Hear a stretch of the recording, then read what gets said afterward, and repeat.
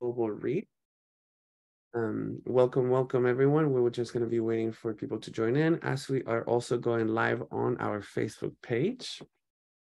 So if you just give us a moment and we'll begin this global read.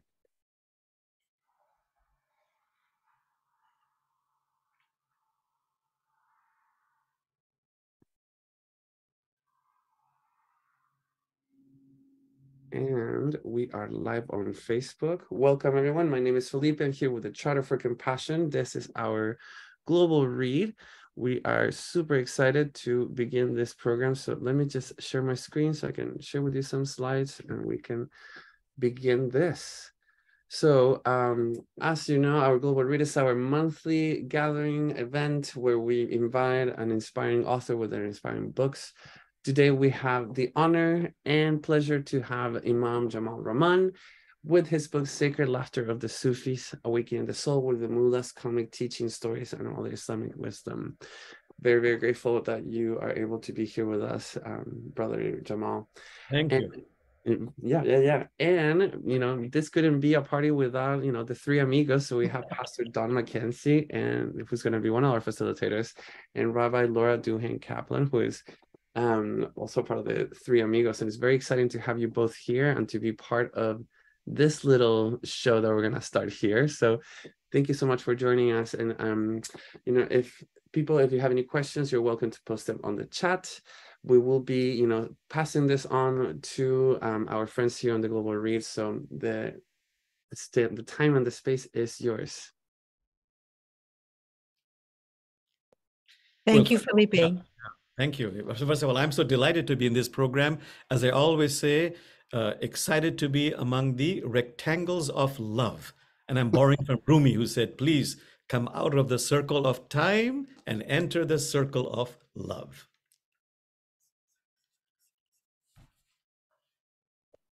Well, Jamal, I believe it's our task to ask you some questions about the book. Yes. And prompt you to summarize the book and maybe even go beyond it. Yes. So I think I'll ask the first question. Sure. After I say that I think this is a really delightful book. It combines spirituality and common sense, respect and irreverence, and just shows your great love for spirituality and for teaching and for Sufism. So maybe I can ask the first question about the title, Sacred Laughter of the Sufis. What are Sufis? What is Sufism? Well, first of all, thank you for enjoying the book. May I say you have great taste, Rabbi Laura. And thank you for that question, because that's very confusing. Who is a Sufi? Islam has two main denominations, Sunni and Shia. And I can start by saying that Sufism is not, I repeat, not a denomination. Sufism is simply the aspiration of a Muslim or someone who wants to surrender one's soul to divinity, someone who aspires to live the spirit of the tradition. So may I give you an example? For example, Muslims, they have 5 obligatory prayers. A conservative Muslim might say, Jamal, if you don't do your prayers, you'll burn in hell. A Sufi, who also does the prayers, will say, Jamal, when you pray, it is as if you're attending a celestial banquet. If you don't pray, you're missing out on the feast. That is your punishment. So maybe just, if I may summarize, I love metaphors and poetry. Sufis are very flexible. So the insight is, blessed are the flexible, for they will never be bent out of shape. Also, Sufis like to experience, taste, rather than just talk about theology and religion. So maybe a verse from Rumi, if I remember, all the theologies of the world are as nothing compared to one whisper of the beloved. Wonderful. Well, shall I go? Jamal, blessings to you. I mean, we've been friends 22 years, and I find this book to be such an elegant expression of such an important topic. I just am echoing what Laura said. And as I think about the big picture here, and just remembering for a second the few times in the presentations that we used to make when we would have something funny. Right. For example, I would say, I've never seen this guy before in my life. And, you know, it would make people laugh, but we needed to laugh. Right. We needed to laugh because, and this is my question, and I'm so grateful for your expression of the ideas of the inner and outer journeys. Is it true, do you think, that the inconsistency between those two things, which is most of the time probably the case, is the cause for much of our anguish and concern and ill behavior and egocentrism and so forth? But is it true that comedy releases us from the control that we place on trying to make those things consistent and pulls us back from it? And I think that's why the mullah makes me laugh, because the mullah is in me. I do stupid things, and I think that, you know, everybody knows how good it feels to laugh. So that's my question. I mean, it's the consistency or inconsistency between the two, the inner and the outer journeys, and the impact that comedy can have on that. Well, thank you for that question. I can maybe start by quoting that 14th century sage Hafiz, who explains why laughter is so important. You know, he has his poetry. What is this love and laughter bubbling up in my soul? He says, listen to my answer. It's the sound of a soul waking up. And then he goes on to say, God wants to see more laughter, more playfulness in your eyes, for that is your greatest witness to divinity. Then to the other part that you mentioned, outer and inner, there's a very famous story of the mullah, which they say actually is derived from a real life story of that beloved female saint, Rabia. And she was trying to explain this whole idea of what you mentioned, the inconsistency between the outer and the inner. So she's explaining, but people are not understanding. So the story is, and I know it's gone viral, this story over the centuries. In the 7th, 8th, 9th century or 13th century, she's looking for a lost key. In those days, no electricity, but pillars with fire on them. She's looking for her lost key. She cannot find the key. She's famous, so the entire village or town joins in. Then finally they say, you know, Mullah or Sister Rabia, whichever story you take, can you tell us kind of where you think you might have dropped the key? And to the surprise, she says, I actually dropped it miles away in my house over there. And they say, you dropped it in your house miles away? Why are you looking for it here? She says, simple, you know, my house has no light at all. There's so much more light out here. And they all laugh. And she says, you have laughed, which tells me you're intelligent people. Now you tell me, when you have lost your peace of mind, your contentment, your joy because of a failed relationship out there, a job that didn't transpire, a plan that didn't work out, and you spend all your time fixing this, fixing that on the outside, blaming this person, that person, blaming bad luck, that's important. But did you lose it out there? Or did you lose it inside here, which is much more dim, much more inconvenient to look at? And that struck a chord. So I think this originated with Rabia, who is a beloved female saint of the 8th, 9th century. But the mullah, the fictional mullah, took it on. And this has gone viral to explain how critical it is. If we want change in the outer world, we have to simultaneously do the inner inconvenient work within ourselves.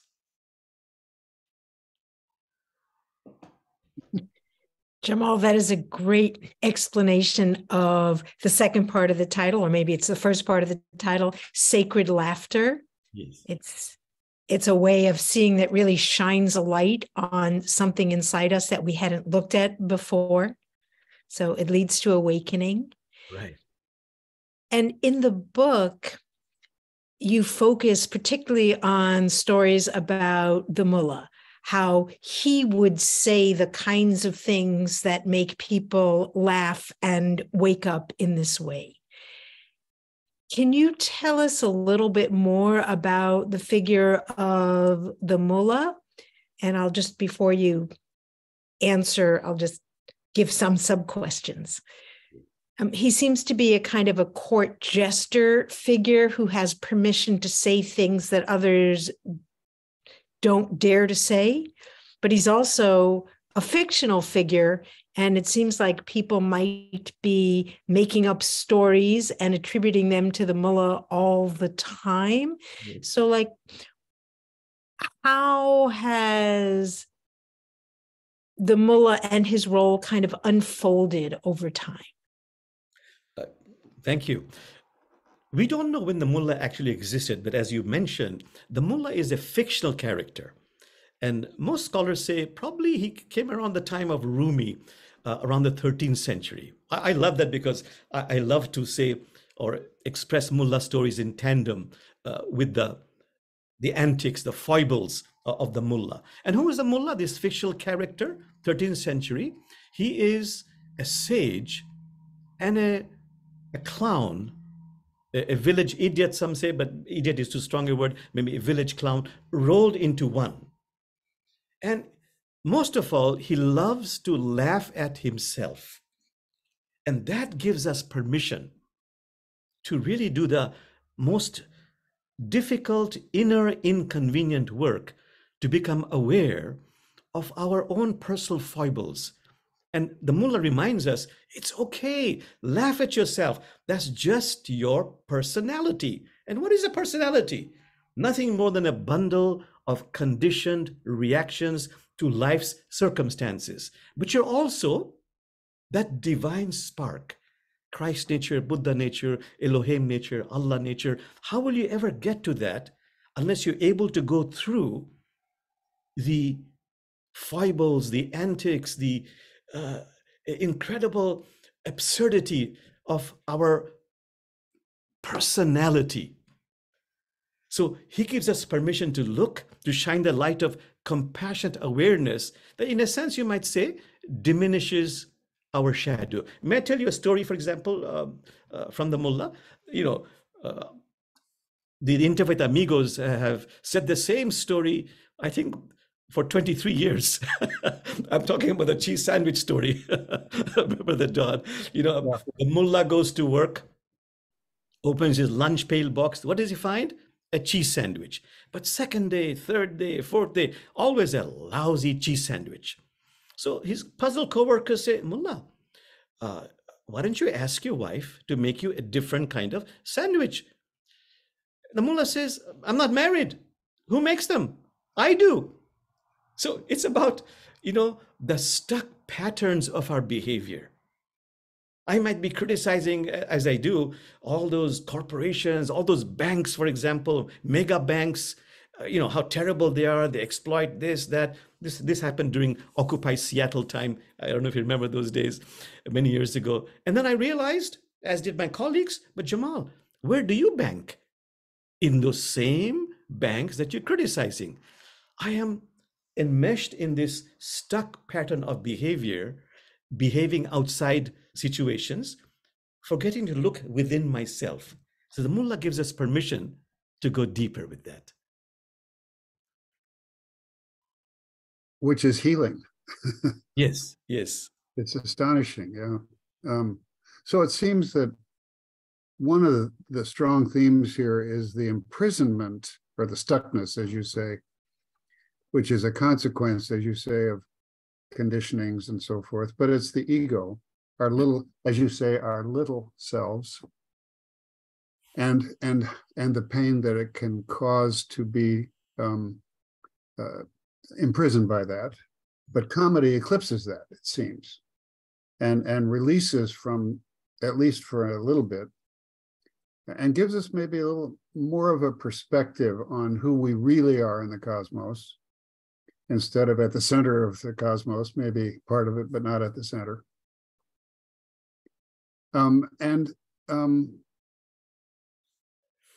And I think it also says, I'm asking, this is a comment, but I'm asking you, is it true too that comedy eclipses tragedy? That tragedy meaning something that seems to be irreparably broken.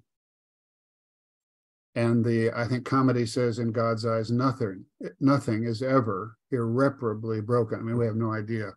We're not talking about necessarily between birth and death, but in that bigger picture, that thing that we loosely and feebly call eternity, how important comedy is. I mean, we would die without it, it seems. I'm asking. And the mullah kind of brings an answer to that. Yes, the mullah stories ask us to be present with what is. So if it's a tragic moment, the mullah will say, just be with that. Khalil Gibran, that wonderful Christian mystic who said, the more that sorrow carves into your being, the more joy it can contain. And of course, the mullah always adds, because this is a Sufi insight, don't run towards pain and suffering, just don't run away from it. And then when we laugh, we're really connecting with a universal vibration. Because the truth is that we are immersed in an absurd mystery.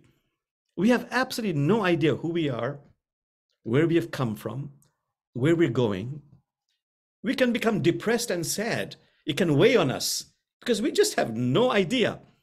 Or we can laugh at the absurdity of this bewildering mystery we are enmeshed in. And when we laugh, we are dancing with the bewilderment. We can never fathom the bewilderment. Rumi says, this incredible bewilderment, sell your cleverness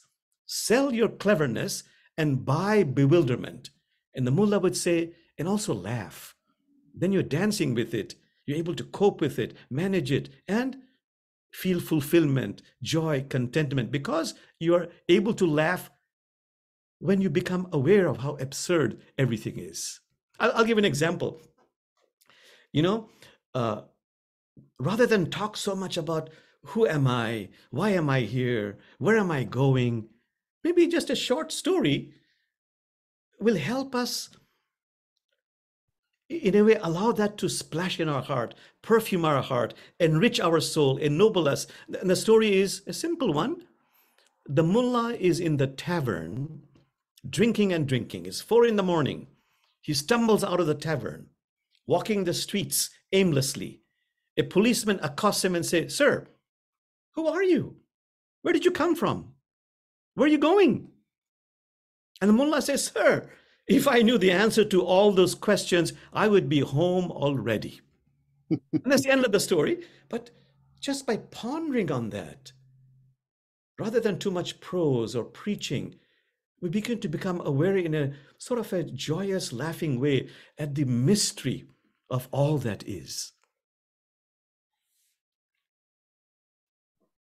I really love that idea, the practice of telling stories to bring people to new insight. It's as if once you enter the story, you enter an imaginative world where you really can see things differently, right? Because in what world can you give such an absurd answer to a police officer and not get in trouble for it? Yes, yes. And so I wonder, Jamal, sometimes when you're walking around inside your own imagination, do you make up new mullah stories? I sometimes think about it. I'll give an example. I was just thinking the other day, how could I turn this into a mullah story? I used to attend many of these interfaith conferences, and there was one, a very big one, where there were some major figures in this interfaith conference. I won't name names, but suddenly in the conversation in that very big interfaith conference, there was this group of a Muslim imam, a rabbi, and a pastor, and they got into an argument about, or a discussion about Abraham, Ishmael, Isaac, Sarah, Hagar, and about the stories. And we were all, surrounding them because they were such big figures. And then the discussion got heated. They got into an argument, and we all felt very embarrassed. And the voices got louder and louder. And there was this wonderful professor from New York University, sadly has passed away. He was a Native American. But while the others were sort of screaming, loud voices, the Muslim, the Jew, and the Christian, this Native American professor, he was rolling on the ground, just laughing and laughing and laughing. And finally, one of the panelists said, "What is so funny?" And he said, we Native Americans, we have similar stories. The only difference is you guys believe the stories. And then everybody burst into laughter. So I thought that could be a good mullah story. how we can get so attached to our biblical, our stories from the Torah, from the Quran, and get attached to them rather than just laugh about it. Amen. Jamal, it occurred to me as I was reading the book that somewhere inside this bigger picture you're painting is a connection between suffering and comedy. And I think sometimes suffering is the consequence of that extreme imprisonment of the ego or something, but still, a lot of the great comedians have suffered from depression and have suffered in other ways too, and so know at a deep level, or a deeper level anyway, that sense that comedy can eclipse tragedy. Is that a piece of thinking or feeling in the sacred laughter of the Sufis? The Quran says that tears and laughter, they come from God. Mm. So in that sense, the Islamic mystics say all our feelings of joy, all our feelings of sadness, because they come from God, they're both sacred. Our tears are sacred. So for example, the Islamic poets have said, wherever there are tears, divine mercy is shown. Wherever water falls, life flourishes. Therefore, Rumi says, please weep like the water wheel. Weep like the water wheel so that sweet herbs may grow in the courtyard of your soul. But they have to be authentic tears. And the mullah talks about it. The mullah says, gives a story of this very wealthy person in the village who has died. And the mullah goes there and he's crying and his copious tears come out. He's wailing and crying. And the people, they are so touched by this, say, "Oh, are you a friend or a relative of this person, this wealthy person who has died? Is that why you're crying?" And he said, no, actually, I don't even know him. I'm neither his friend nor his relative. But that's why I'm crying, because I'm not his friend or relative. So that's that one kind of tear. And the other kind of tears is really, you feel it emerging from within you.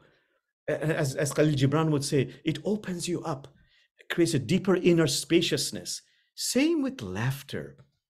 If the laughter is genuine, meaning it's not because I'm scorning, or I'm mocking somebody, it's a laughter which emerges from within. And by the way, the more I have a capacity for embracing my sadness, the greater is my capacity for laughter, for this laughter to emerge from within. Prophet Muhammad, peace be upon him, he was very well known for when he would cry, he would sob very heavily. It would just emerge from deep inside, deep heaving sobs.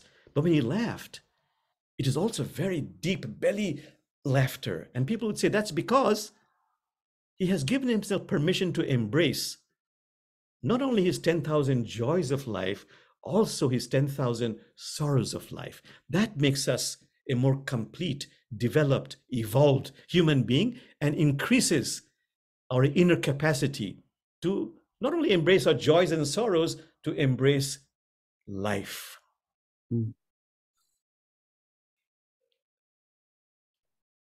I think that's beautifully said, Jamal. And learning to be with our emotions is a really important part of spiritual practice. You know, equanimity isn't always the goal. Sometimes it's learning how to be in the extremes. But I want to go back to something you said, a few sentences ago, where you talked about laughter that is not mocking. And one of the things that I really like about the mullah stories that you present in the book is the mullah is never disrespectful. He doesn't make fun of anyone. That's not where his humor is based. He focuses on the absurdity. But at the same time, he seems to have a very healthy skepticism about organized religion. Right? Yeah. Is that a mullah thing, a Sufi thing, a Jamal thing? Please. No, that's actually a very Sufi thing, to be very skeptical of, really, basically of people who think they know what is mysterious, what is filled with awe, and all we can do is be in bewilderment, but they will always have an answer, especially if you bring them a checkbook. You know, so for example, the mullah would say they're suffering from scholarly vertigo or an exhausted famousness. And in fact, they're wonderful sayings. You know, these kind of people, sometimes it's best to avoid them. Those ones who feel they know everything. And he's talking about the clerics. And the description is all fireworks and no light, all husk and no kernel. And in Sufism, as in other traditions, you have these wonderful stories. You know, the most common one is about, you know, God coming down and revealing some basic truths to some people. But then the devil comes along and says, let me organize that for you. And that becomes religion. There's a famous classic mullah story, by the way, where he's invited by these clerics to this house of worship.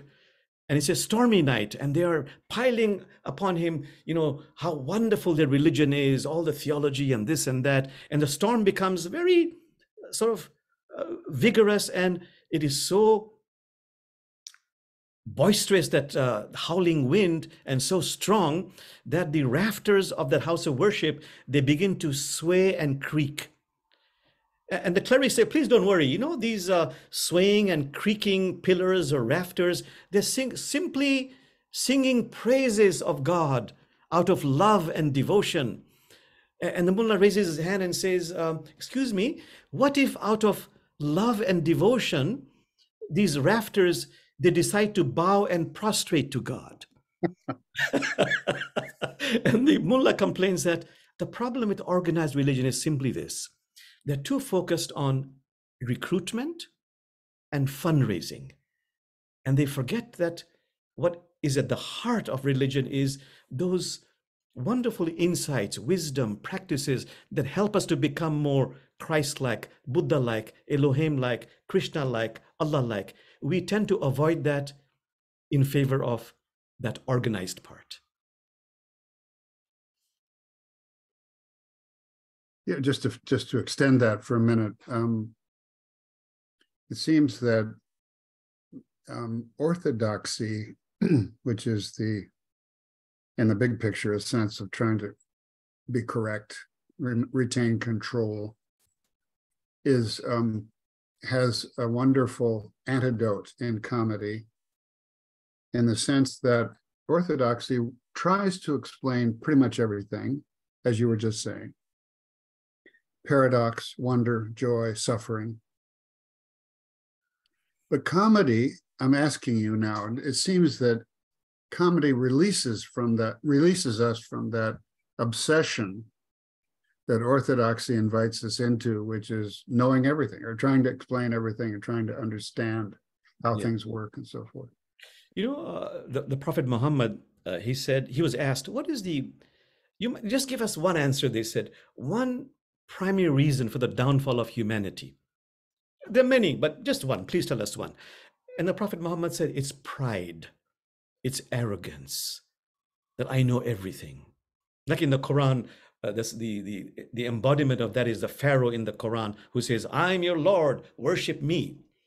But so how do I tell this to someone? The mullah does it through a story.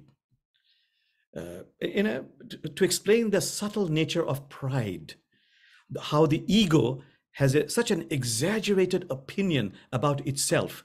This is in me, and if it's in me, it's also in you. It's in everybody, liberal or orthodox or conservative. It's with everybody, but we have to be aware of it to shine the light of awareness. The story is that on a moonlit night, the mullah is taking a constitutional walk.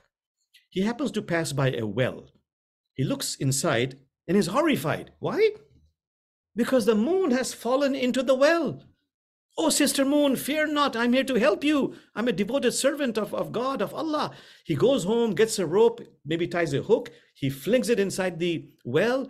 It catches something. He heaves and pulls and heaves and pulls. Something comes loose and he falls on his back. And he sees the moon restored to its proper domain. And he says, thank God I came along. So that is just meant to make us aware of our ego. I want to ask a question to both Laura and Jamal about donkeys, because Laura has written about this. And two of my favorite mullah stories are about donkeys. One is the one where the mullah goes to borrow a donkey from his friend, and the friend doesn't want to lend it to him. And then the donkey in the barn brays. Yes. And the mullah says, well, hey, the donkey's out there. Or have I got this wrong? No, you got it right. Yeah. And the guy says, well, who are you going to believe, me or the donkey? Yeah, the mullah says that. Who will you believe? You or the donkey? Right. Yeah, right. Okay, sorry, I messed that up. The other is the mullah loses his donkey. Right. The whole village goes out in search of this donkey all day long. The mullah stays back in the central square. And they come back and they say, mullah, we have really bad news for you. And the mullah is praising God. Yes. And they say, mullah, why are you praising God? Your donkey is gone forever. And the mullah says, I'm just glad I'm not on it. That's right. He said, imagine what could have happened to me if I was on the donkey. And that has made levels of meaning. So just be grateful for good times. And if I'm giving gratitude in difficult times, I'm giving gratitude for unknown blessings already on their way. Yeah. And by the way, Brother Don, the typical symbol of the donkey is he's on his donkey rushing through the marketplace. And his friends and family, they want to stop him, say, I want to talk to you. He says, no, I'm very busy. Please don't bother me. I'm very busy. As he's rushing to the marketplace on his donkey. He says, what is wrong? How can we help you? What are you so busy with? He said, I'm looking for my donkey. So that's the story of our lives. And all I have to do is become still. I'll find the donkey. And also, Jamal, spend some time with your family and your friends. Otherwise, you're engaged in this pursuit, this hasty running after something which in a way is meaningless.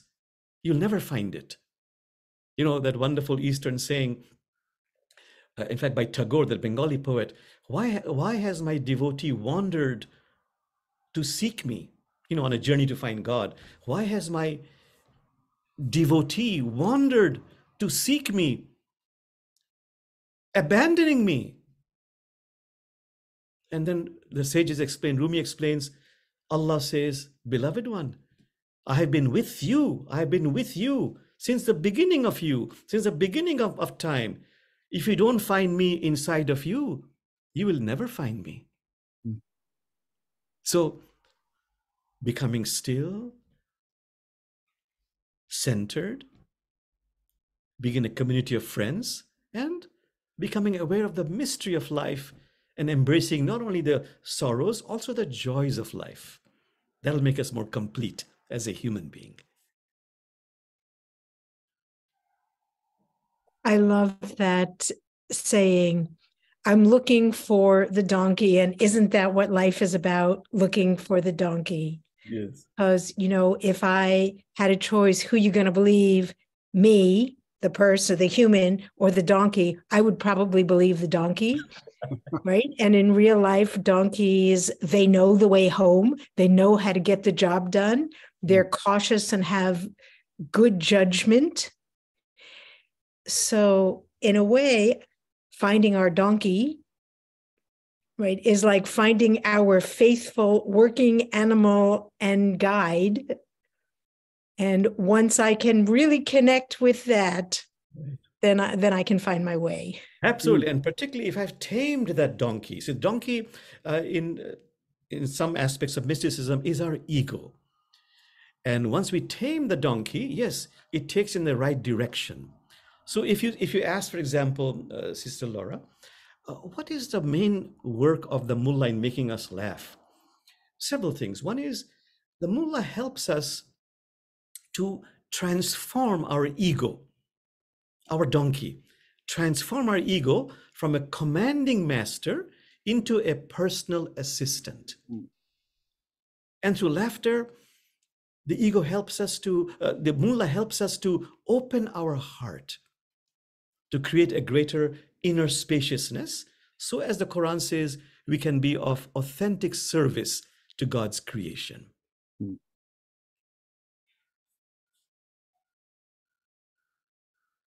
And is there anything to the idea that the donkey is a combination of two different things, that were he a human would be, or she, multicultural or something that could be fearful to some people,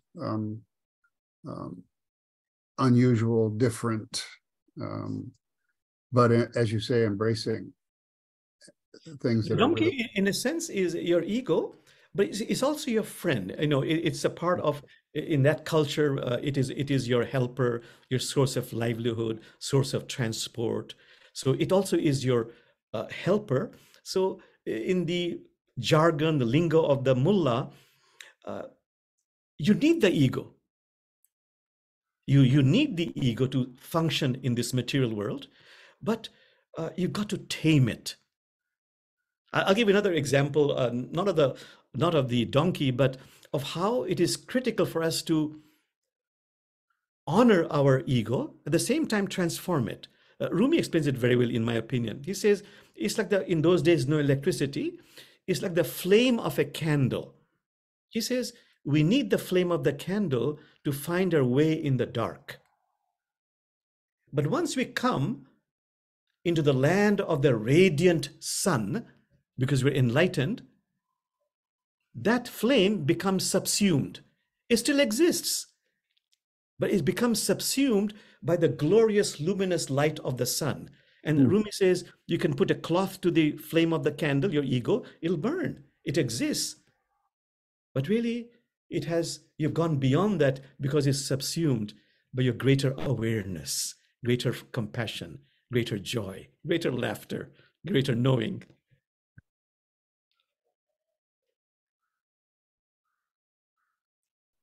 Yeah, thanks, Jamal. That's really helpful. I know that taming the ego is a very big theme in your spiritual teaching.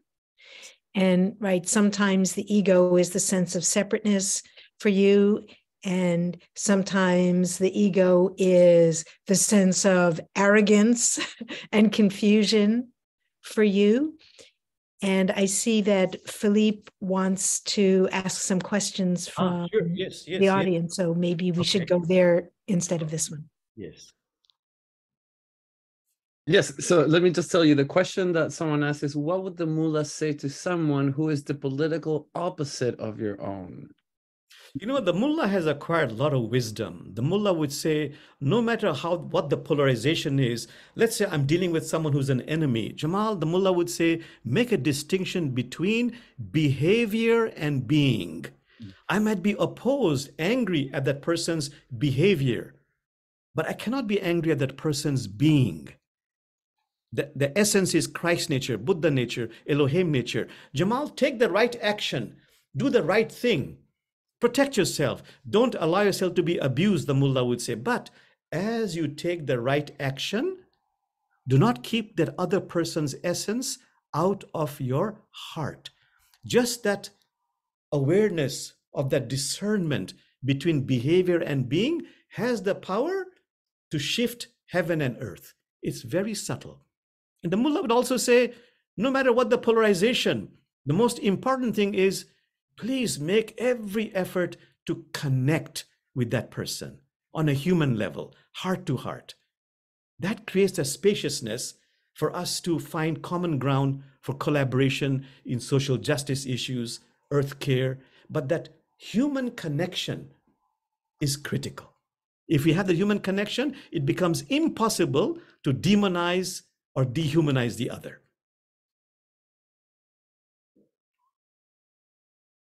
Thank you. That was a lovely answer. Next question. Are joy, humor, and laughter considered inappropriate? If so, sorry, let me read this quote. So by Cardone, it says, joy is the most infallible sign of the presence of God. Yet lightheartedness is still an unwelcome guest in some church circles. Are joy, humor, and laughter considered inappropriate? And if so, why? You know, of course, it is inappropriate if it's said in the wrong setting at the wrong time when the circumstances don't allow it. But I would say having a sense of lightheartedness is very important for joy, for contentment, for higher understanding. Let me give an example. Here I am, you know, my hair is white. At this stage of my life, the prospect of death becomes more real. And as we know, the greatest fear human beings have is, oh my God, I'm going to go over to the other side, what is called non-existence. So how about some lightheartedness? What would the mullah say? You know, borrowing from different mystical sayings. The mullah would say, for example, borrowing Rumi, that, you know, here you are, Jamal, at this stage of your life, so scared, you might go into non-existence. But if the truth be known, non-existence is trembling in fear. It might be given human shape. Laugh, laugh, laugh. That's one aspect. The other one where I find lightheartedness really helps is, again, attributed to the mullah, but really it's the different sages who have said it. Jamal, when you die and go over to the other side and you look back at your life, at all your dramas and melodramas, you will laugh and laugh and laugh and laugh. So the mullah would say, Jamal, why wait till you die? Laugh right now, at this very moment. So that lightheartedness, Brother Felipe, I would say, helps me to overcome my fear, my dread of the unknown. The phrase lightheartedness kind of says it all. Right. I mean, it seems to be that suggests the need to open the heart and don't be too light. Between the light in the heart. And it's such a complex world. It's a world of opposites. The verse in the Qur'an, of everything we have created opposites. So you might know Allah is one. How do I know I'm joyous? Because I've also experienced sorrow. And what happens? Why am I here? You know, where did I come from? Where am I going? None of us know. None of us know. We don't come on planet Earth with a mission statement. We have holy books, but they don't come with footnotes. We get into arguments, discussions. Let's be lighthearted about this journey. And yet, you know, have a sense of direction and be on the straight path.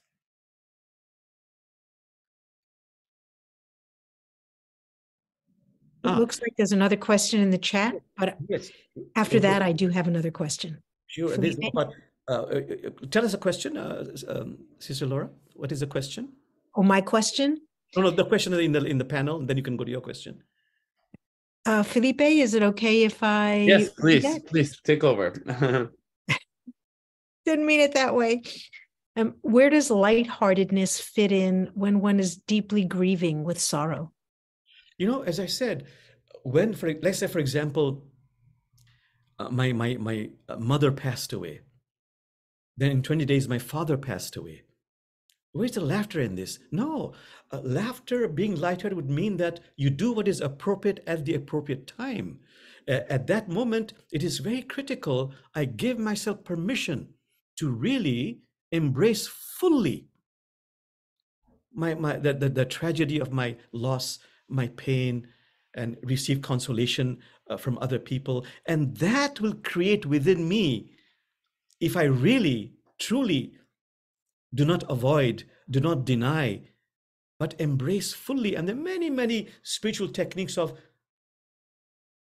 bringing in, not pushing out my pain, my sorrow. Because if I do that, that creates the inner spaciousness for me to be able to feel much more joy, much more contentment, fulfillment in life. You know, like Carl Jung said, that famous psychologist, Jamal, would you once have the grace and courage to kiss the demons and dragons within you? That is how they turn into a prince or princess. So laughter, lightheartedness becomes more vital, more meaningful if I allow myself to be present and feel whatever is, whether it's sadness or joyous laughter. Your question, Sister Laura. Yeah, thanks.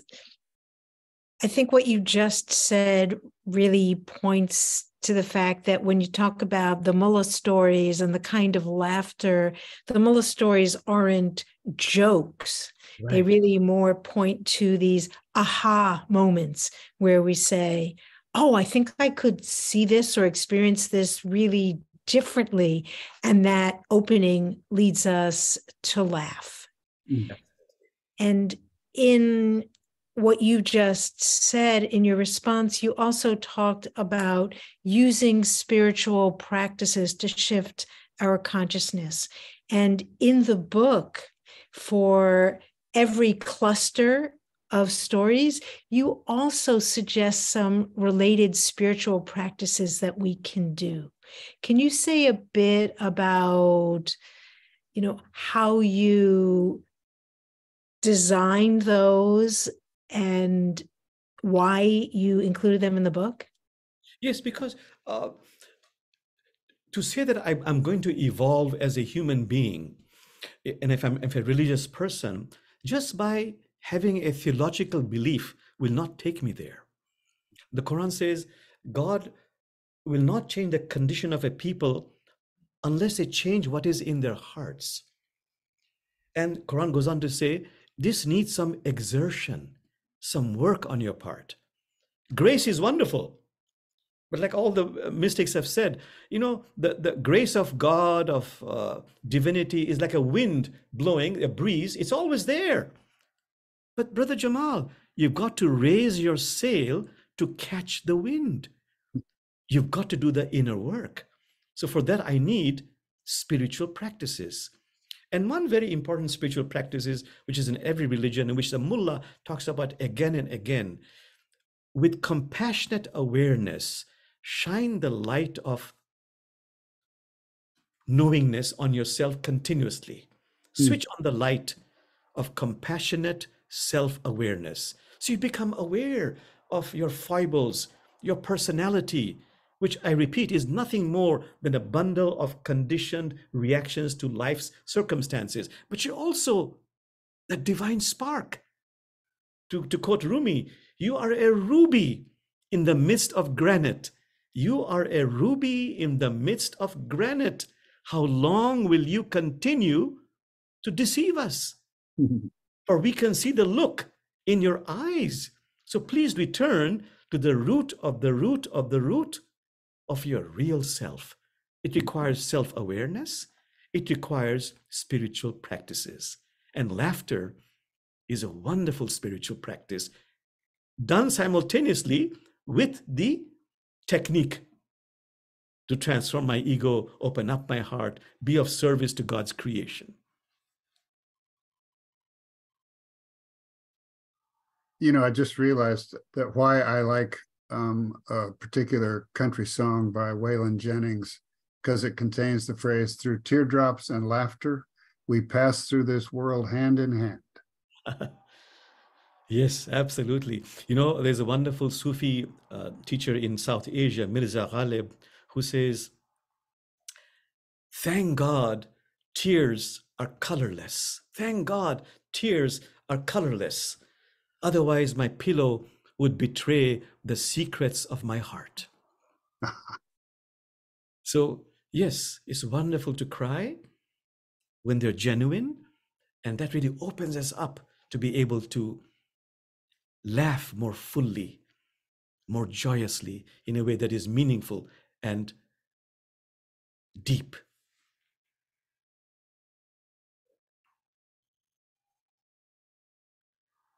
Jamal, your answers are always so great.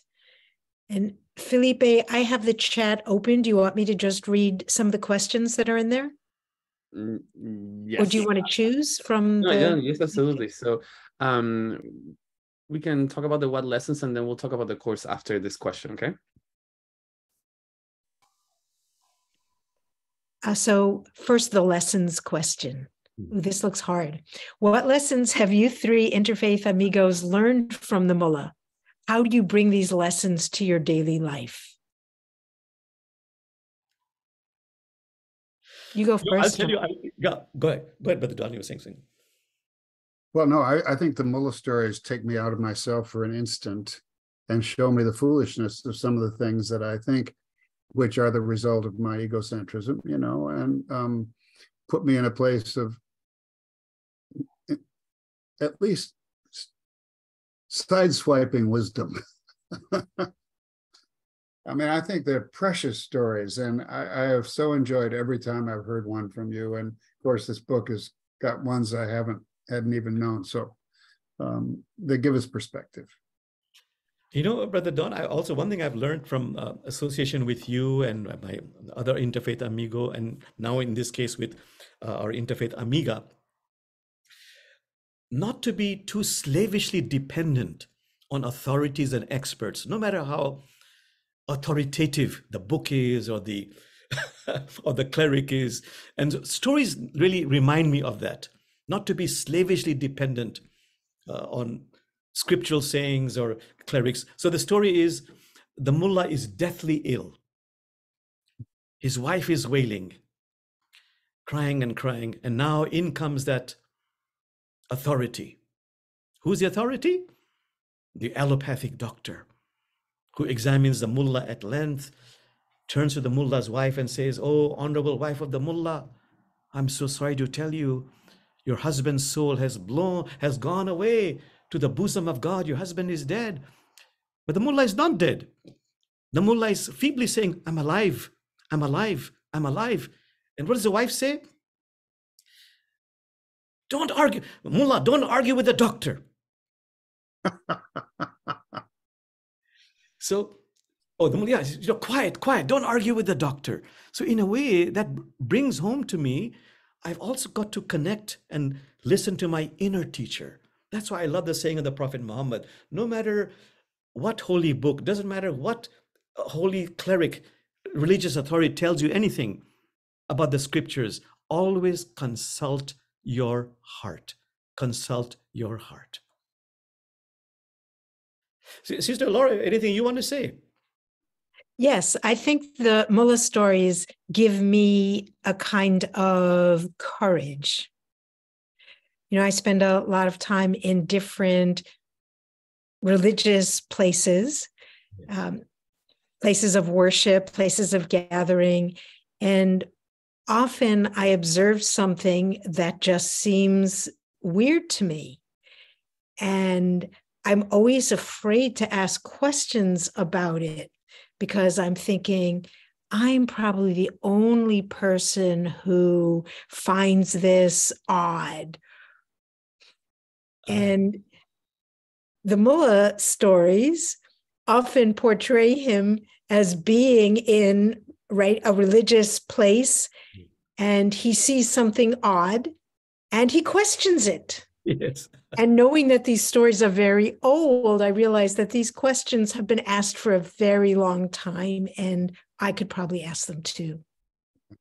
To use your wonderful religion's idiom, wrestling with God and laughing about it. Perfect. Thank you so much, all three of you, for the time that you have spent with us, talking about this wonderful book. Jamal, it's always such a pleasure, as Rabbi Laura has said, such a pleasure to hear your answers and to find such knowledge and wisdom that we can all find within ourselves. Truly grateful for this opportunity that we've had to, share this time together. So before we move on to, finish this event, I would love to let people know about the course that is going to be happening with the Charter Education Institute, the educational arm of the Charter for Compassion. I don't know if you would like to tell us a little bit about that, Brother Jamal. Oh, it's going to be a wonderful course. It's and take it, go. We shall laugh and laugh, but in our laughter, we'll really explore, the wisdom of transforming our ego, opening up our heart, asking ourselves, what is this we call God? What is the mystery of our journey? What is the mystery of time? What is the uncertainty we fear about heaven, hell, afterlife? It's really about the mystery of who I am, why I'm here, and where I'm going, but doing it with wisdom and lightheartedness. And that'll open our minds and open up our hearts and make us smile. Love it. So for anyone interested, this course will be starting on July 11th, and you will be able to sign up through our website, charterforcompassion.org. Before we finish this event, I would like to, first of all, thank you once again, all three of you, for participating, but letting also our people know that we are hosting tomorrow our EdNet Forum with Jimmy Slattery with Compassion Matters. That is tomorrow at 7:30 a.m. Pacific time, and you can register on our website. We also have the Charter Sangha, which is an opportunity that we have every last Saturday of the month to meet together, have a space to meditate, to think, to breathe. This is a wonderful time for anyone to join us. And this is this Saturday, June 24th, so no, an upcoming Saturday. Our next global read is with Robin Bennett Kanarek, and the facilitator is going to be Dr. Christina Puchalski, with the book Living Well with a Serious Illness, and which is a guide to palliative care for mind, body, and spirit. And last but not least, our EdNet Forum next month is going to be with Linda Cruz and Race for Good. All that information can be found on our website. Thank you once again, Brother Jamal, Brother Donald, and Sister Laura. I appreciate all three of you, your time to share this time with us. And I don't know if you would like to send us off with one last little bit of wisdom before we close this event. Please continue laughing at every moment that you can, because this will really expand your mind, open your heart, and really allow you to be of authentic service to God's creation. And that pleases us, ourselves, pleases our soul, and pleases divinity. What more can we do? Amen. Absolutely. And with that, we tell everybody else here to, thank you so much for joining us, and we'll see you our next global read event next month. Thanks again. Thank you, Brother Felipe, and my interfaith amigos and amiga. Very grateful for your participation in this program. And Sister Linda Vree, thank you. There we go. So we'll stop live. We'll stop recording.